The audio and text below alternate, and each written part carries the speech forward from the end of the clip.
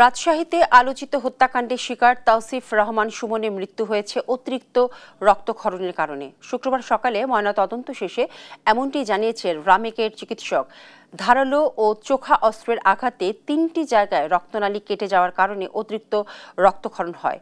এই একই সময়ে অস্ত্রের আঘাত এবং শ্বাসরোধে হত্যার চেষ্টা হয়েছে বলেও জানান চিকিৎসক। এর আগে বৃহস্পতিবার বিকেলে রাজশাহী নগরে ভাড়া বাসায় খুন হন নবম শ্রেণীর শিক্ষার্থী তাওসিফ। এই ঘটনায় এখন পর্যন্ত থানায় কোনো মামলা হয়নি বলে জানায় পুলিশ।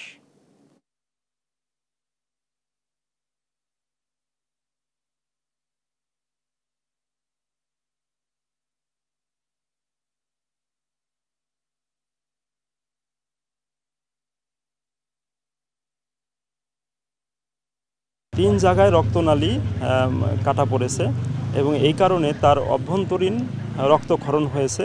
এই অভ্যন্তরীণ রক্তক্ষরণের কারণে প্রাথমিকভাবে মনে হচ্ছে যে সে শকে গিয়ে তার মৃত্যু হয়েছে।